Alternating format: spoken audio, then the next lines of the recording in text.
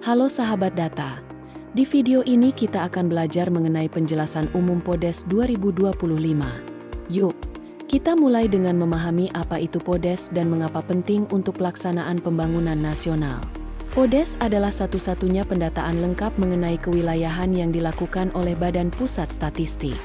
Hasil dari pendataan potensi desa mampu memberikan gambaran mengenai potensi yang dimiliki suatu wilayah hingga tingkat desa, kecamatan, dan kabupaten kota di seluruh Indonesia. Data PODES banyak dimanfaatkan oleh berbagai pihak, antara lain untuk keperluan perencanaan pembangunan, termasuk penyusunan indeks kesulitan geografis desa yang menjadi salah satu dasar alokasi dana desa.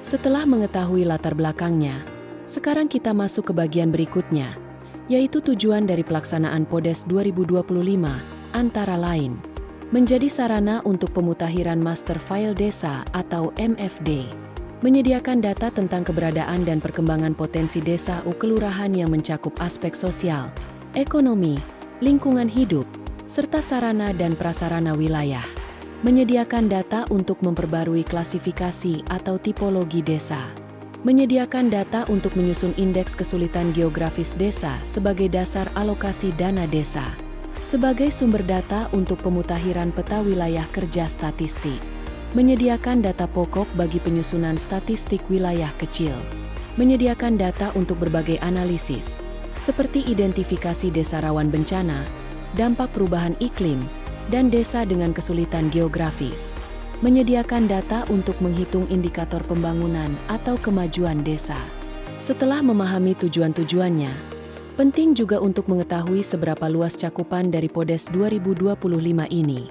PODES 2025 mencakup seluruh wilayah administrasi setingkat desa, yaitu desa, kelurahan, nagari, dan UPT (SPT).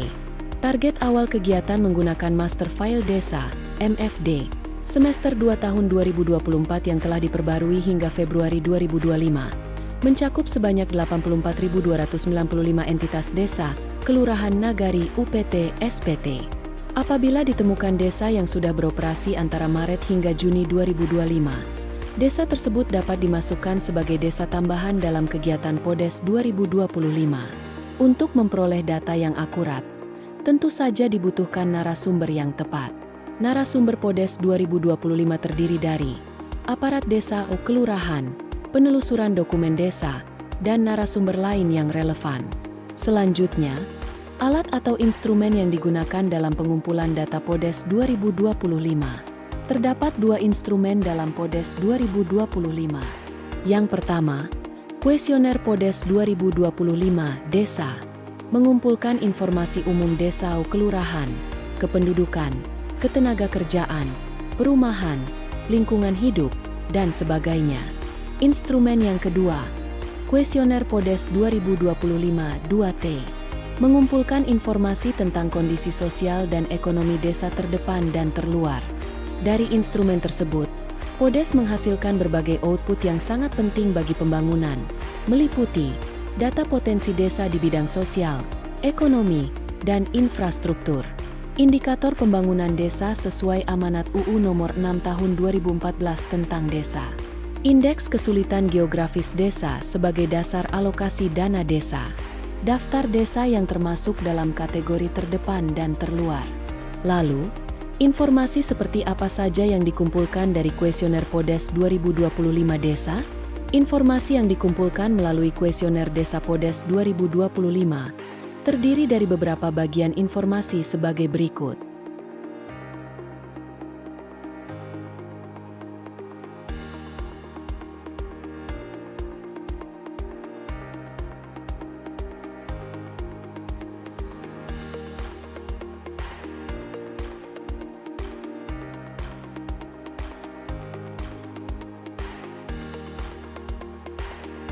Dan terakhir, kita akan membahas beberapa langkah penting yang dilakukan untuk menjaga kualitas data PODES 2025.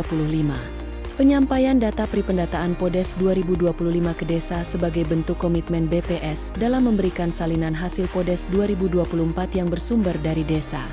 Penyediaan daftar infrastruktur yang sudah ditentukan atau predefined dalam kuesioner PODES 2025.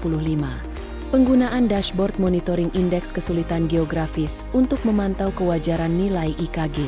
Itulah penjelasan umum mengenai PODES 2025. Sahabat data. Semoga materi ini bermanfaat dan dapat memberikan gambaran yang jelas mengenai pentingnya pendataan potensi desa untuk mendukung pembangunan nasional. Terima kasih.